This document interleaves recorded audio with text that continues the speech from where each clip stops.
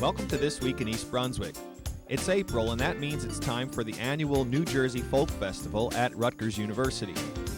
Angus Gillespie, professor of American Studies and director of the festival, will be here along with students involved in the event to bring folks up to speed about the festival. There's more than one way to raise the roof. East Brunswick's Director of Finance, Lou Neely, will explain how that will help guarantee enough water for township residents. Confused? Stick around for the explanation. Elijah's Promise, the New Brunswick-based soup kitchen, which has been feeding the hungry for over a decade, is sponsoring Empty Bowls, a fundraiser which will benefit not only the organization, but donors as well. The kitchen's director, Reverend Liz Ann Finston, explains how you can help. And at Rutgers University, Indian students celebrate the Holi holiday in traditional style. At East Brunswick's Playhouse 22, local talent is putting on a production of John Steinbeck's Of Mice and Men. We'll have an interview with the play's director, as well as some of the show. All that and more is on the way, so stay with us. I would like to tell you about Judaism, its traditions and holidays in today's world. Judaism is the religion of the Jewish people, who believe that everyone is under God's rule. Judaism started in the Middle East about 4,000 years ago. The Jewish people believe that the world was created in 6 days. On the first day, they believe that God made night and day. Earth and heaven were created on the second day, and seas and lands and everything that grows on the third day. On the fourth day, the sun, moon, and stars were created. And on the fifth day, the fish and birds. On the sixth day, God made all animals and finally people. On the seventh day, God rested and made the day holy. So every Saturday is holy for Jews. We light at least 2 candles on Friday nights and spend all of the Saturday with the family. There are many Jewish traditions. However, studying the Torah, which is the Bible that God gave to Jews, obeying God's laws, doing good deeds, praying, and celebrating the holidays are very important.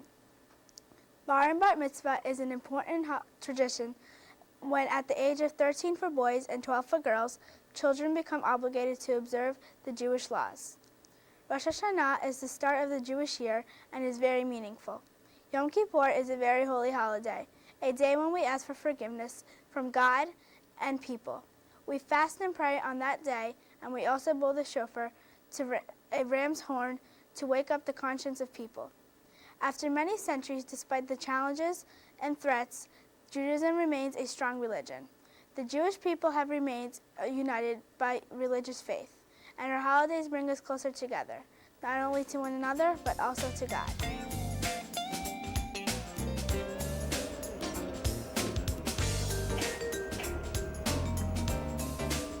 Hi, I'm Cindy O'Connor for This Week in East Brunswick. Joining us in the EBTV studio today is Mr. Lou Neely, the Finance Director for the Township of East Brunswick. He's here to speak with us today about East Brunswick's new water tower and specifically the raising of the roof of the thing. Welcome. It's glad to be here, and it's a fun project to have. The 10 million gallon water tank replaces the 2 million gallon water tank that was built in the early 60s, 1961, and it was at Tisus Lane. It's in the exact location. The other tank was 165 feet in radius. This one is diameter. This one's 167 feet, but it goes a little higher. It's 103 feet high with water overflow at about 65 feet. And so the tank will hold 10 million gallons. The tank that was torn down was a 2 million gallon tank. What does that mean for the residents of East Brunswick? Well, what that means for the residents of East Brunswick is probably nothing that they'll ever see, and hopefully nothing they'll ever have to experience. But we have one main source of water that comes in through a 36-inch line. And as Murphy's Law says, if something can go wrong, it will go wrong. Some point at some time that line will break.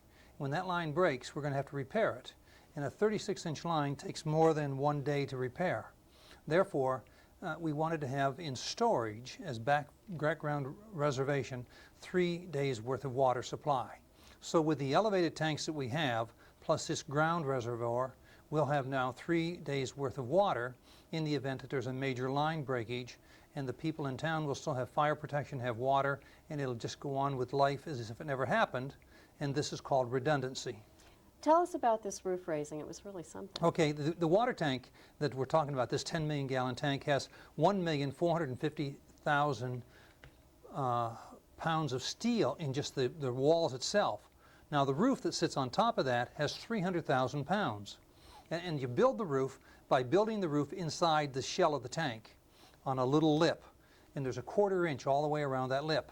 Now this 300,000 pound roof then is lifted because they put fans in a portal and they blow air in, and the air lifts that roof up slowly. It was lifted at 1 foot per minute. So in 59 minutes we were able to lift the roof all the way up. The roof itself is 38 feet high and weighs, as I say, 300,000 pounds. People who are looking at this will see a board over on the tank, and you'll see some fellow standing there with a yellow rope. Next to that yellow rope, it goes over to the manhole on the top of the roof. And if the pressure or the air inside the tank is too great, he opens that manhole just like letting some air out, and then it keeps the pressure inside. That roof is raised at about 2/10 of 1 pound per square inch. You know, 1 pound of pressure per square inch would have raised that roof right up too fast. That roof comes up slowly. It comes up against that brown ring you can see, which is called a compression ring. As it's held against that compression ring, the air pushes up, compresses against it, they tack it, then spot weld it, and it holds right there. And then as they seal it, then they take the fans down, and then they'll weld it seriously all the way around. It was amazing. It's one of those things, if you don't see it, you don't really believe it. Well, it was hard for me to it was hard for me to believe that that's the technology for raising a roof. It's the first time we've dealt with something like that, because normally you think they would build the arches and then weld it onto it. But inside they build it down at the bottom and then just blow it up with air. It's a fantastic technology. Mr. Neely, thanks for coming in and telling us about how this happened last week. Well, fun. I love projects, and this is a fun project, and it will protect us with fire protection and good water quality into the future. Thank you.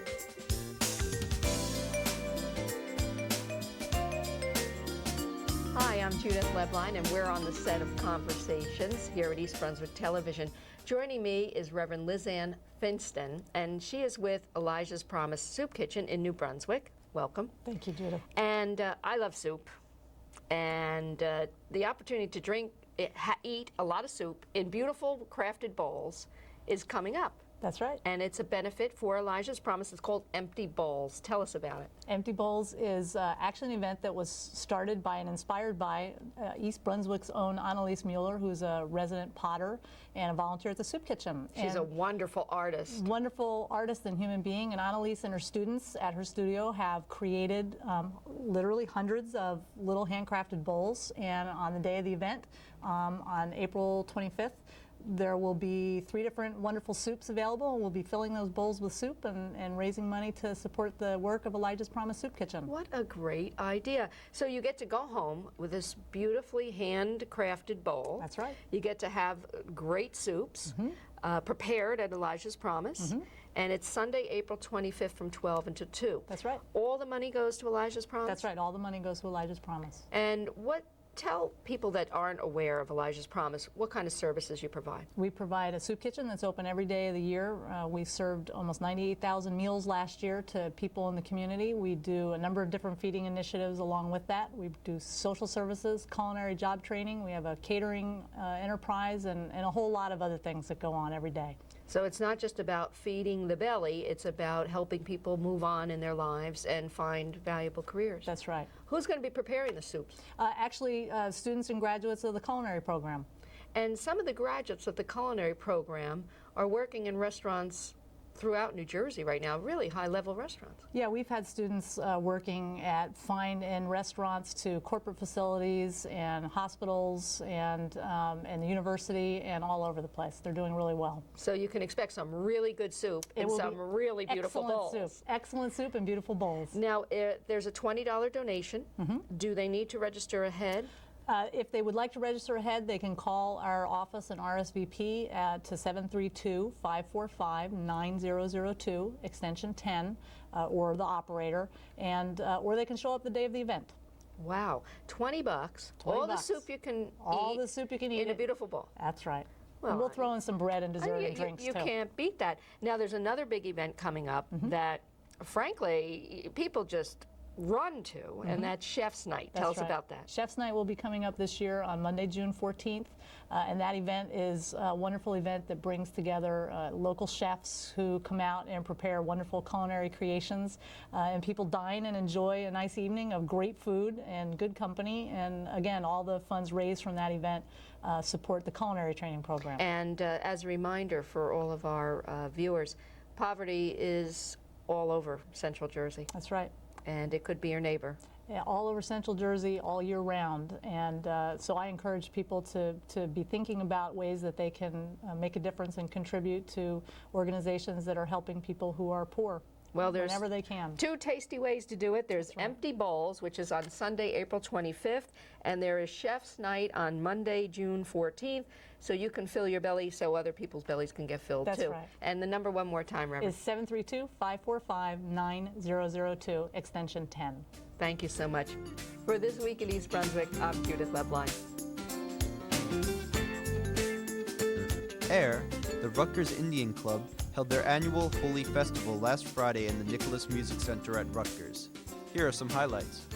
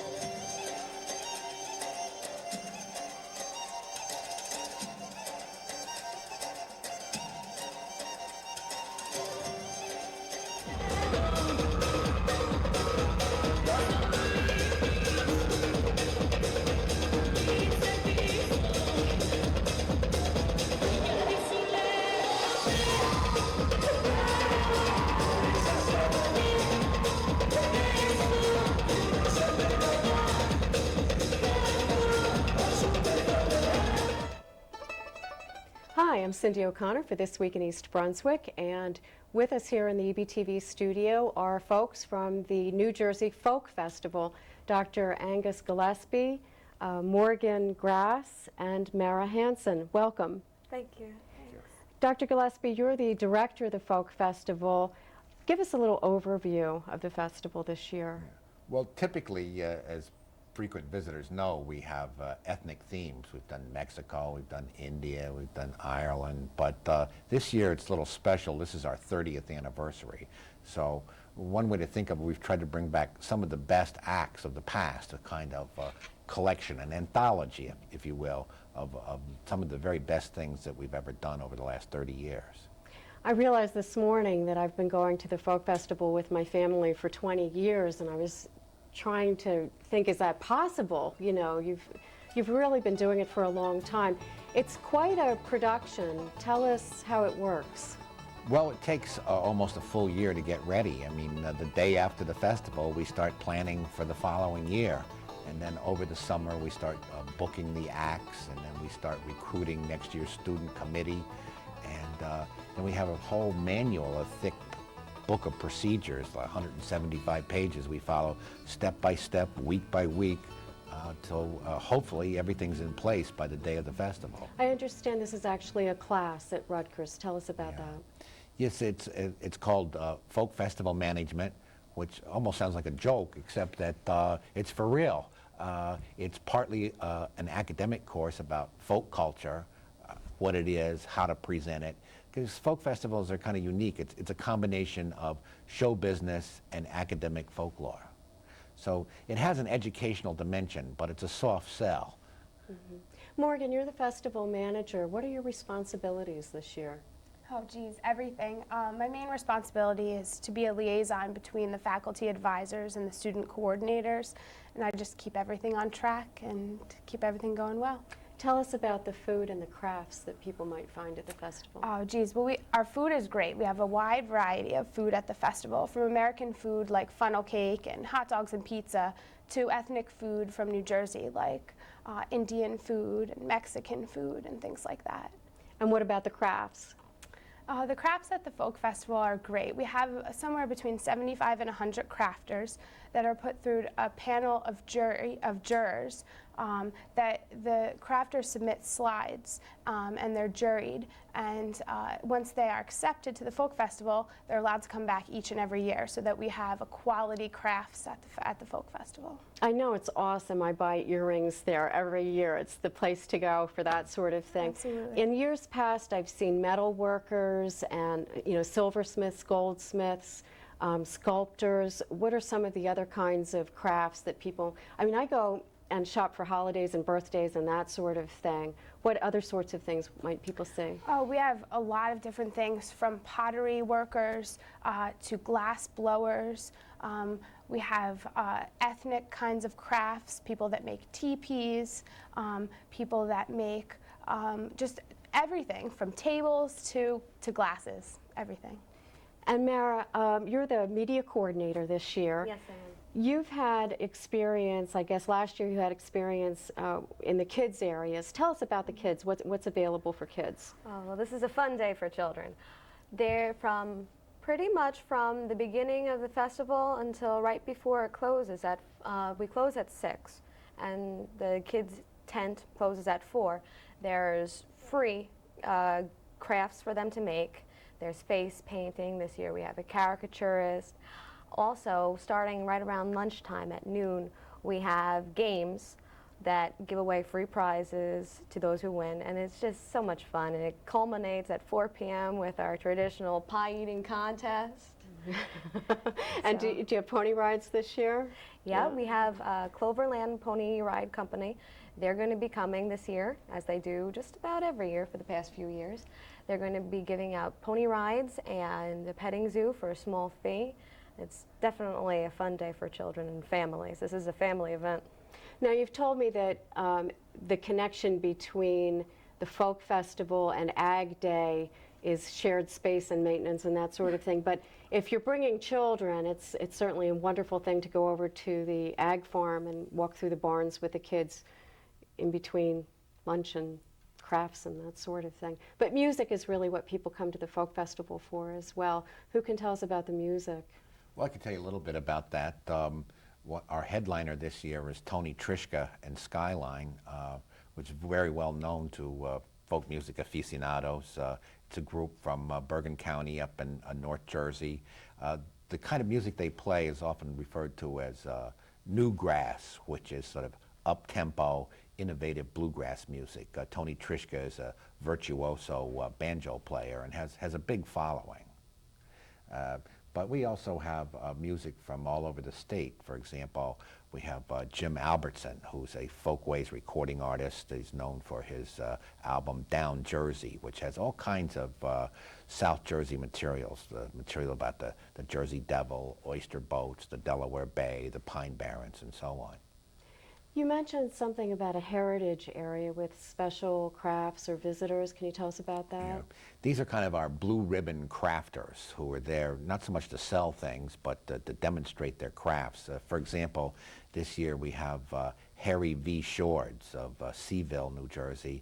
He's a National Endowment for the Arts National Heritage Fellowship Award winner. So every year, the National Endowment for the Arts picks a handful of outstanding folk artists from all 50 states. And to my knowledge, Harry V. Shords is the only folk artist ever selected from the state of New Jersey. He's a duck decoy carver. Probably most of us can't afford his decoys, but they're wonderful works of folk art. Mm-hmm. Thank you. Mara, what would you say to folks to encourage them to come out to the festival? It's a lot of fun, that's what I would say. It's free, it's a free event. It's a big family attraction.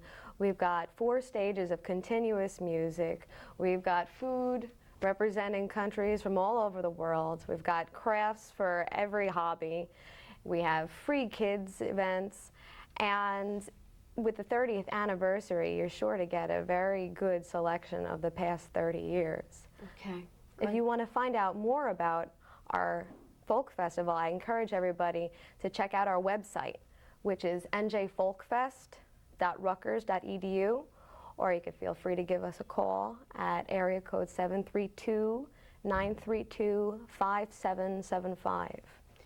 And Morgan, when and where? We haven't said. The festival this year is on Saturday, the last Saturday in April, as it is every year. This year it's Saturday, April 24th.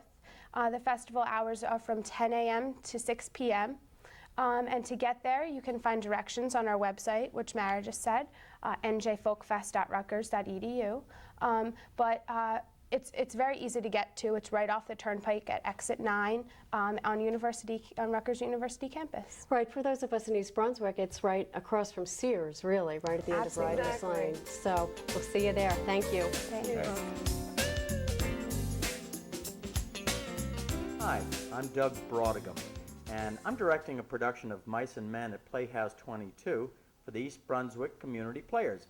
We're running April 17th when we open Saturday night, all the way through to May 9th, Friday and Saturday nights at 8, and Sunday matinees at 3. Of Mice and Men is written by John Steinbeck, a classic novel which he converted, if you will, or adapted for the stage in 1937.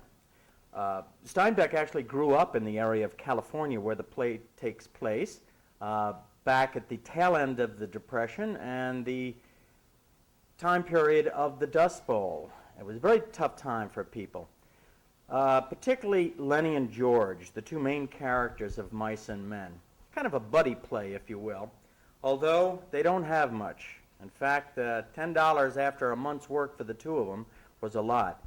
In addition to that, things were particularly hard because Lenny was a bit handicapped or challenged, if you will. George and Lenny are very close, but a very difficult decision has to be made by George at the end of the play. Well, I wrote Murray and Reddy. I wanted 2 men here this morning. You got your work slips? Right here.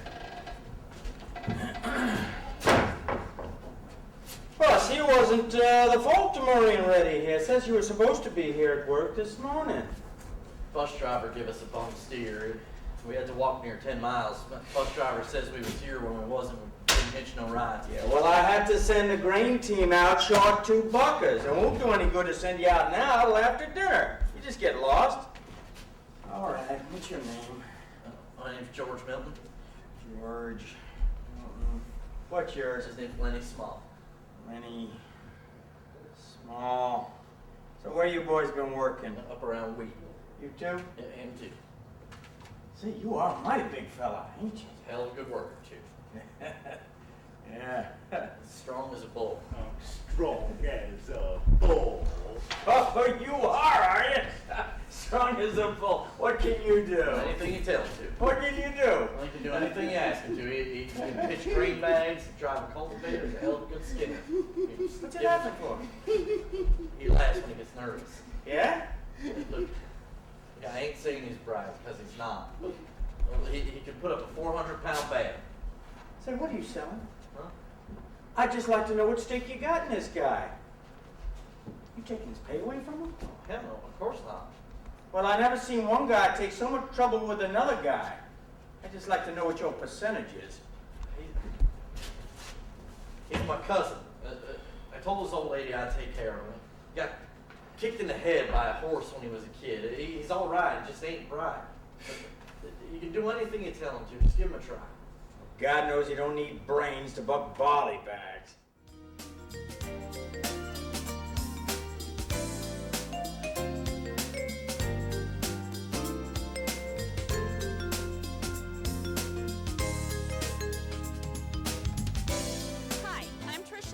Coordinator of Community Relations and Programs for the East Brunswick Public Schools. And we're here at Warnsdorfer Elementary School today, where they're taking part in a very special dance program.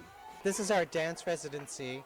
We've been doing this for a number of years now, and actually what you're seeing behind me is students preparing for the culmination of 4 classes with teaching artists from the Randy James Dance Works, located in New Brunswick.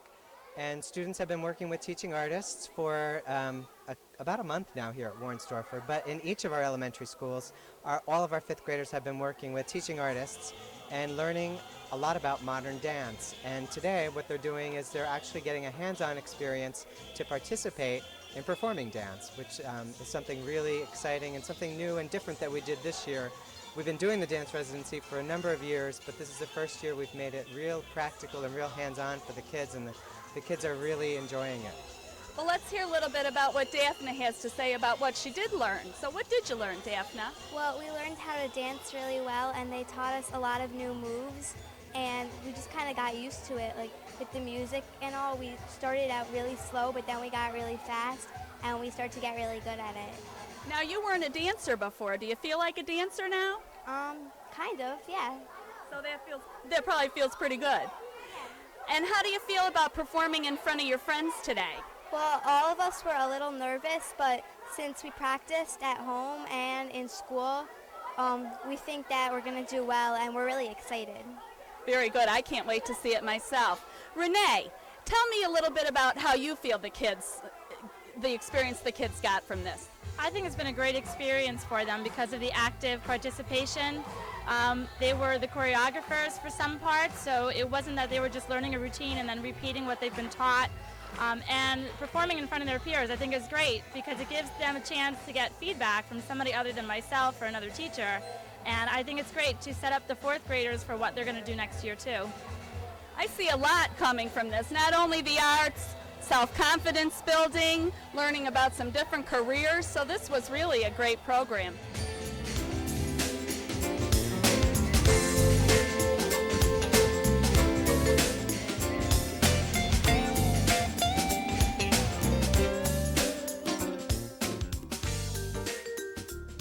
That's all for this week. We'll close this show today from a tour of EBTV studio from Girl Scout Troop 41. I'm Julie Bloomig from Central School. I'm Elsie Chung from Irwin Elementary School. I'm Sabrina Clark from Hammersholt Middle School. My name is Kelly Taylor from Central School. I'm Cristalina. I am from Warnsdorfer Elementary School. Hi, I'm Jalen DeVara, and I'm from Hammersholt Middle School. My name's Carol Bruno. I'm troop leader for the Girl Scouts at Central School, Troop 41. And my name is Tabitha Clark. I'm the co-leader of Girl Scout Troop 41, and I attend Churchill Junior High. Thanks for watching.